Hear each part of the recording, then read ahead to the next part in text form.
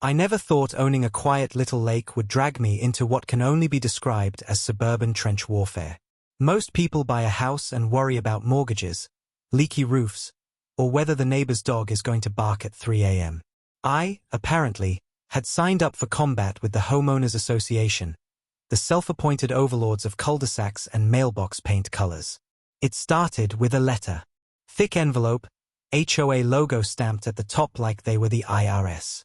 Inside, a violation notice stating that my lake, yes, my lake, was in non-compliance with community standards. Apparently, I owed $3,000 for lake maintenance fees, including dredging, algae treatments, and wildlife management. Wildlife management? Unless they planned on negotiating with the geese personally, I doubted they had a plan. I laughed, at first.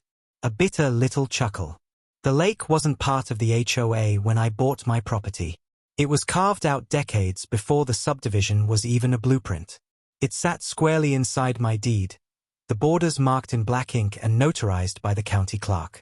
Still, the letter claimed I was subject to fees and fines, with threats of liens if I failed to pay. The arrogance was almost impressive. The next day, I stepped outside with my coffee and saw a woman in khakis and oversized sunglasses standing by the shoreline, clipboard in hand.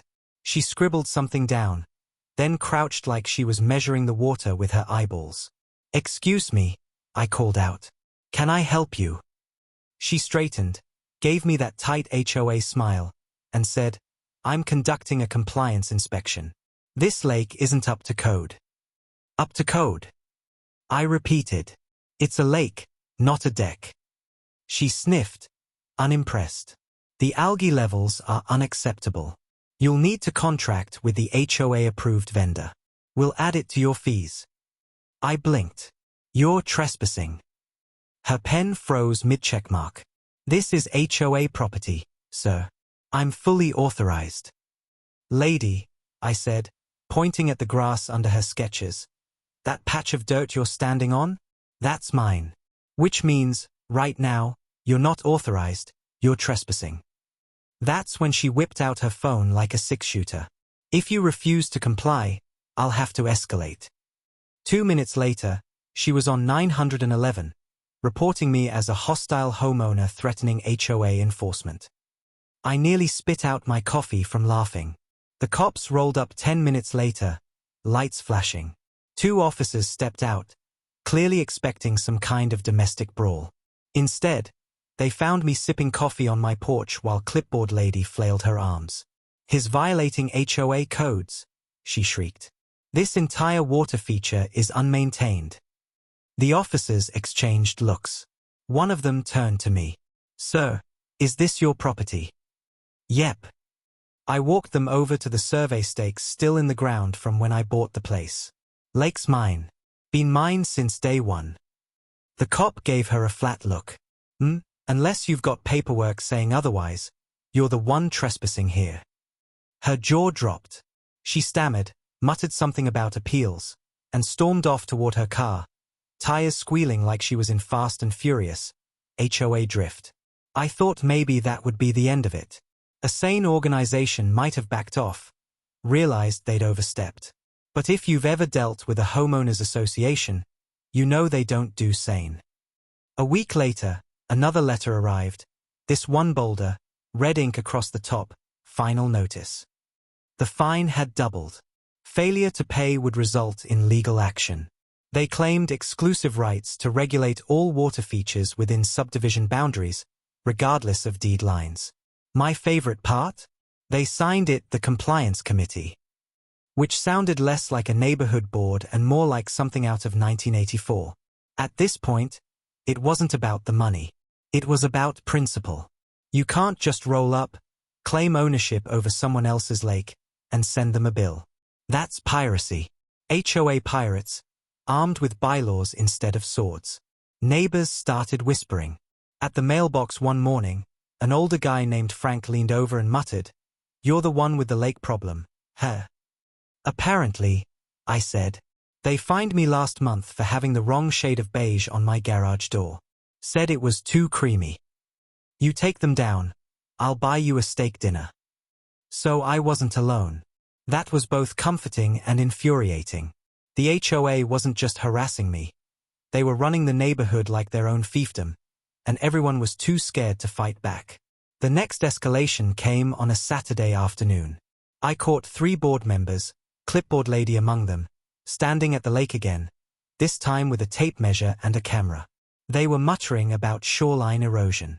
When I told them to leave, one of them puffed out his chest and said, "Sir, by law, this entire lake is a common use area subject to HOA regulations." I pulled out my phone, hit record, and said, "Great, keep talking.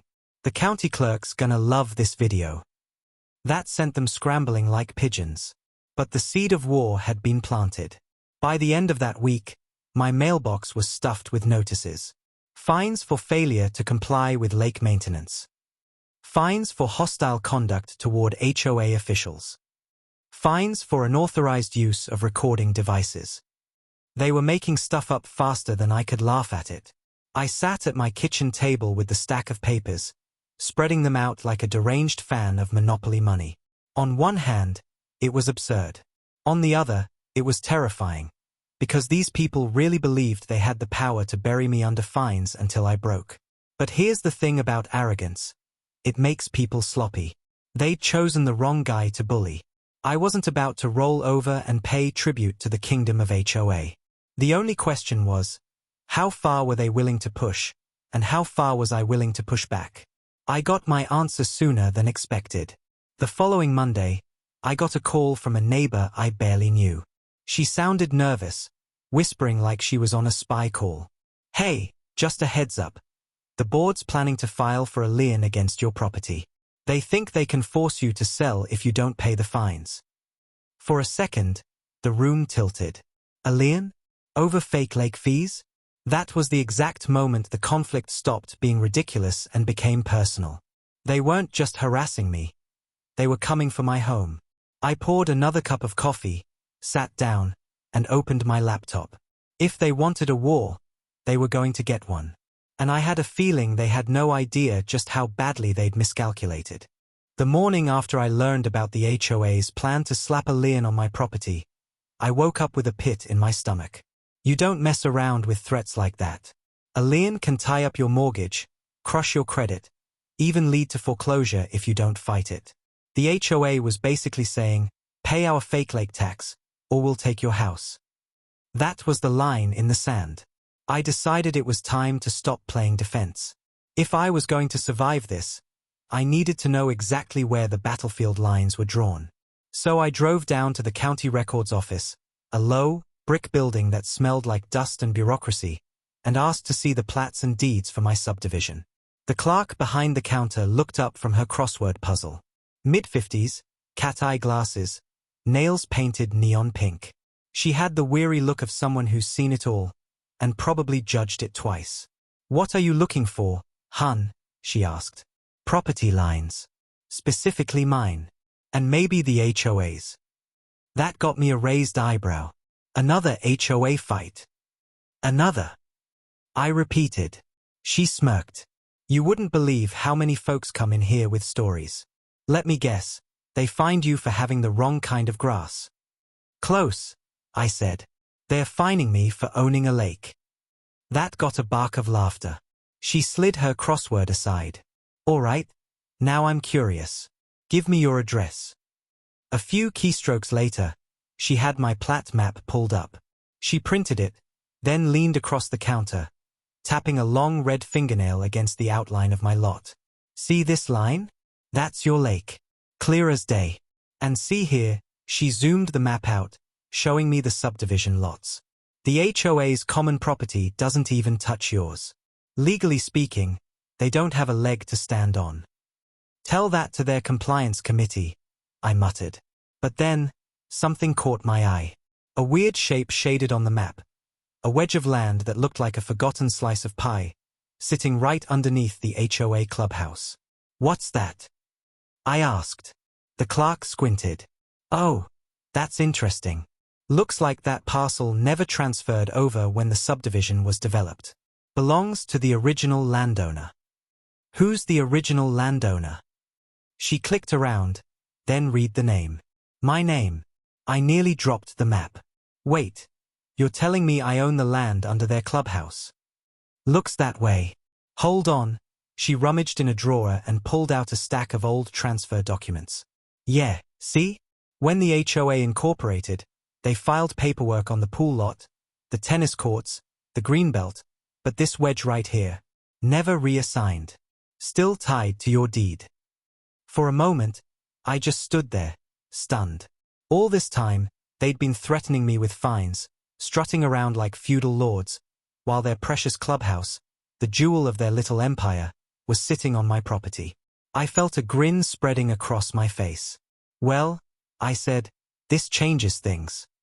The clerk chuckled. Sweetheart, this ends things. If they've been operating on land that isn't theirs, you've got them by the, well, you know. I walked out of that office holding a folder thicker than a phone book. Deeds, maps, notarized documents, ironclad proof. For the first time since this nightmare began, I wasn't just defending myself. I had leverage. When I got home, I spread everything across the kitchen table like I was planning a military campaign. The lake was indisputably mine. And the clubhouse, the place where they held their smug little board meetings, wasn't theirs at all. Still, I wasn't about to show my cards too early. First, I wanted to see just how far they'd go. That week, the HOA doubled down. Another violation notice arrived, now threatening daily fines. They accused me of obstruction of enforcement. They even claimed the algae in my lake posed a community health hazard. Meanwhile, I caught one of their board members sneaking photos of my property from the sidewalk, crouching like some wannabe private investigator. But the paranoia wasn't just mine anymore. Neighbors started coming forward, emboldened by the fact that I hadn't rolled over. Frank, the garage door guy, waved me down one evening. Hey, just so you know, they tried that laying stunt on me 2 years ago, over a satellite dish. Seriously? He nodded, said it wasn't aesthetic. Cost me $5,000 in lawyer fees before they backed off. They count on people being too scared to fight. Then there was Jenny, the young mom 2 houses down. She confessed she'd been fined $500 for leaving her kid's tricycle in the driveway overnight. Another neighbor got written up for improper bird feeders. Apparently the HOA's idea of wildlife management was fining anyone who dared feed the birds. The more stories I heard, the angrier I got. It wasn't just me. They'd been bullying the entire neighborhood for years. People had been nickel-and-dimed into submission, afraid to speak up. But with the proof sitting on my kitchen table, I realized I had the chance to do something bigger than just saving my lake. Of course, the HOA wasn't backing down. At the next board meeting, held in my clubhouse, ironically, they passed a motion to authorize legal action against me. Word spread fast, because apparently one of the board members live-streamed the whole thing to the neighborhood Facebook group. Watching them pound their fists about non-compliance, while sitting on land they didn't own was almost too much. That night, my phone rang. It was Frank again. They're coming for you hard, buddy. But if you fight back, well, you won't be standing alone. I looked at the pile of documents, the proof that the emperor had no clothes. My lake was untouchable. Their clubhouse was squatting on my deed. And for the first time, the balance of power had shifted. The HOA thought they could bury me under fines. They had no idea they were about to be the ones buried, under their own arrogance. And I was going to enjoy every second of it. The next morning, I woke up with the strangest sense of calm. For weeks I'd been on edge, checking the mailbox like it contained live grenades, dreading the next HOA ambush. But now, I had the deeds. I had the proof. For the first time, I wasn't just reacting, I was about to go on offense. I drafted a letter. Not the polite kind. The kind you print on heavy paper, bold the important parts, and staple the county's seal to for dramatic effect. It went something like this. Dear HOA Board, effective immediately, you are hereby notified that the land upon which your clubhouse and adjacent parking lot sit is privately owned by me. Any use of this property without my permission constitutes trespassing. Cease all unauthorized activities or face legal consequences. Short, sharp, and surgical. I made copies, slid them into envelopes, and hand-delivered them to each board member's mailbox. Then I waited.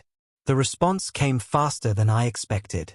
That evening, I spotted 3 SUVs pulling up to the clubhouse.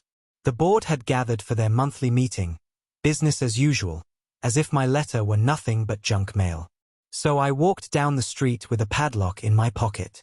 Neighbors were already lingering outside, curious after the rumors. Some had their phones out, filming. When I reached the clubhouse door, I pulled the chain through the handles and snapped the lock shut. Board members inside scrambled to the windows, faces pressed against the glass like fish at an aquarium. One of them, the guy with the chest-puffing habit, threw the door open, only to find it chained. "What the hell do you think you're doing?" he barked. I held up the deed, laminated for effect. "This is my property. You're trespassing." "You can't do this," he sputtered. "We have rights." "Show me the paperwork," I said. He didn't have any. Of course he didn't. Within minutes, they were back on the phone with 911. I swear the dispatcher must have recognized the address by now. Sure enough, 2 officers rolled up again. But this time, instead of asking me to explain myself, they walked straight into the clubhouse and asked the board for proof of ownership. They had none. The officers shrugged, turned to me, and said, "Sir, technically, you're in the right. This is your property. They can't hold meetings here without your permission." The looks on those board members' faces could have powered a small city. By the next morning, the neighborhood Facebook page had exploded. Videos of me padlocking the clubhouse were going viral, at least viral in a suburban sense, meaning half the subdivision had watched it and the other half were gossiping about it at the mailbox. And here's the kicker. People loved it. Finally, someone's standing up to them. About time they got a taste of their own medicine. Does this mean I can paint my shutters blue now? Suddenly, I wasn't the lone crazy lake owner fighting the board. I was the guy who'd just cut the HOA's legs out from under them. The next week was chaos for the board. With the clubhouse off-limits, they tried hosting their meetings in a member's garage. Only a handful of loyalists showed up. Neighbors started boycotting their community events, sick of the hypocrisy. Meanwhile, I leaned into my new role. I put up a sign on the clubhouse door, "Private property. No HOA trespassing. Violators will be prosecuted." For flair, I taped a copy of the deed underneath, highlighted in neon yellow. The board responded with a fury of letters. They accused me of sabotage, of malicious interference with community governance, even of endangering neighborhood unity. The fines kept coming, thicker and more desperate, like they thought if they piled them high enough, I'd cave. But the neighbors saw through it now. They started bringing me their own horror stories, thick manila envelopes of fines, photos of violations. One guy had been charged $200 because his mailbox paint wasn't glossy enough. Another had to replace his entire driveway because the cracks weren't aesthetically pleasing. It became clear the HOA had ruled through intimidation for years. And for the first time, people realized they didn't have to take it. A small rebellion brewed. Frank organized a petition to recall the board. Jenny hosted a backyard barbecue where the main attraction was a dartboard with the HOA president's face on it. I heard kids playing in the cul-de-sac chanting, "No more fines," like it was the latest playground anthem. Still, the board wasn't done swinging. They filed an emergency injunction at the county courthouse, demanding the right to access their clubhouse. I got served the papers by a very tired process server, who muttered, "You're my 3rd HOA fight this month," as he handed them over. But here's where it got delicious. When my lawyer, yes, I'd hired one now, walked into court with the plat maps and deed records, the judge barely needed 10 minutes to rule. "Counsel, this property clearly belongs to the defendant," the judge said. "The HOA has no legal claim here. Case dismissed." It wasn't the final battle yet, but it was the loudest warning shot. The board was losing ground. Afterward, walking out of the courthouse, I saw a crowd of neighbors waiting on the steps. They clapped, cheered, even shook my hand. Someone handed me a 6-pack with a note taped on, "For the hero of the lake." I wasn't sure how I'd become the reluctant folk hero of this subdivision, but I wasn't complaining. Back at home, I cracked one of those beers and sat on my porch, watching the sunset over the lake. For weeks, this fight had felt like a nightmare. Now it felt winnable. Still, I knew the board wasn't going to slink away quietly. They had too much pride, too much invested in their little kingdom of fines and bylaws. And sure enough, that night an email landed in my inbox. Emergency HOA meeting scheduled. Purpose: address unauthorized actions by lake owner. They were rallying, plotting their counterattack. But what they didn't realize was that every move they made only tightened the noose. The more they fought, the more foolish they looked. And the more foolish they looked, the more the neighborhood turned against them. This wasn't just my fight anymore. It had become something bigger, a full-blown mutiny against the HOA. And I wasn't about to let up until they were finished. The so-called emergency HOA meeting was held in one of the board members' living rooms, because of course they still couldn't access the clubhouse. Someone leaked the agenda to me ahead of time. Neighbors were fed up and nothing stays secret in a subdivision. The headline item: legal strategies to neutralize lake owner. Neutralize. Like I was some kind of mob target instead of a guy with a mortgage and a fishing pole. But by then, the tide had turned. Half the neighborhood refused to show up, while the other half came only to heckle. The board, puffed up and furious, swore they'd drag me into court and reclaim what was rightfully the community's. So when the summons finally arrived, I wasn't surprised. They'd filed suit, demanding recognition of their authority over the lake and official ownership of the clubhouse property. It was their last swing, and they swung big. The courtroom was packed the day of the hearing. Neighbors filled the benches like it was a Friday night football game. Even the county clerk, the cat-eyeglasses woman who'd first shown me the plat maps, slipped into the back row with popcorn. The HOA president strutted in with his lawyer, a man who looked like he'd been grown in a lab to exude smugness. They carried binders stuffed with bylaws, photos, and flowcharts. You'd think they were presenting at a Fortune 500 meeting instead of arguing over a pond and a clubhouse. My lawyer, meanwhile, carried one folder. Thin, neat, deadly. The judge, a no-nonsense woman with steel-gray hair and a stare that could curdle milk, opened the proceedings. The HOA's attorney went first, delivering a 20-minute monologue about community standards and the sanctity of association authority. He painted me as a rogue element, a menace to neighborhood harmony. Then it was our turn. My lawyer didn't bother with theatrics. She walked up, placed the plat maps and deeds on the bench, and said, "Your Honor, the facts are simple. My client owns the lake. My client owns the land beneath the clubhouse. The HOA has no legal authority here. Everything else is noise." She pointed to the highlighted sections, the notarized signatures, the county records. It was like watching someone pull the foundation out from under a house of cards. The HOA's lawyer stammered. He tried to argue that historical use gave them rights. The judge cut him off. "Counselor, you can't gain ownership by pretending long enough.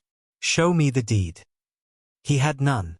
By the time my lawyer finished, the room was buzzing.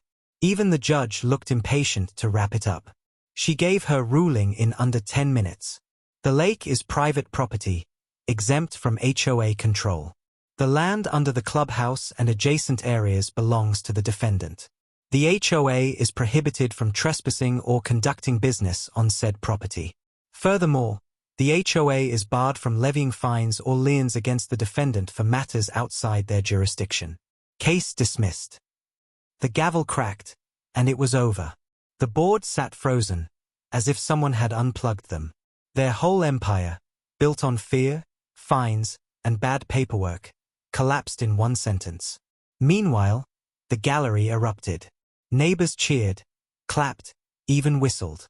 Someone shouted, "Drinks at the lake tonight." I couldn't help grinning. After weeks of stress, sleepless nights, and mailbox ambushes, the payoff had finally come. I had not only won, I had banned the HOA from my property. That evening, I walked down to the clubhouse with a few friends. Armed with bolt cutters, We removed the board's emergency chains and padlocked the doors ourselves, this time from the outside. On the front, I taped a giant laminated copy of the deed, highlighted and underlined, with a note. HOA access denied. Property of lake owner. Trespassers will be prosecuted. Neighbors gathered, laughing, taking selfies in front of the sign. Frank handed me a steak sandwich and said, "Told you I'd buy you dinner if you took them down." Jenny brought cupcakes frosted with little cartoon padlocks. Kids splashed in the lake, yelling free water, like it was some kind of holiday. The rebellion had turned into a block party. And the board? They slunk away. The president drove past once, scowling from behind the wheel of his SUV, but he didn't stop. One by one, the board members resigned. No clubhouse, no authority, no fear left to wield. Within a month, the HOA itself was dissolved by majority vote. The neighborhood changed almost overnight. People painted their shutters wild colors, bright red, teal, even one door painted with a mural of a cat playing saxophone. Lawn ornaments popped up like mushrooms after rain. One guy turned his yard into a miniature putting green. Nobody cared, because suddenly, it was our neighborhood again, not theirs. And me? I finally got to enjoy my lake in peace.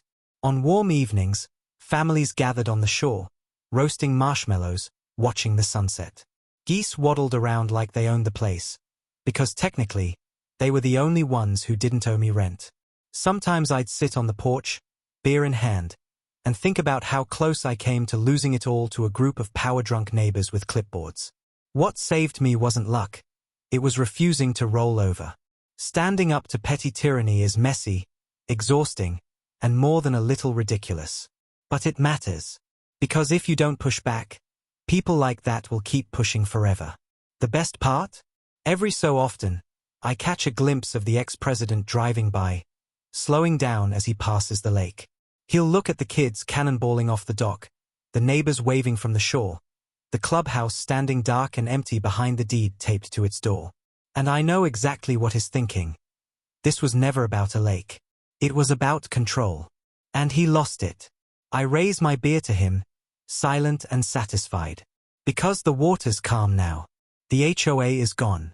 And the lake, my lake, finally belongs to the people who were meant to enjoy it all along.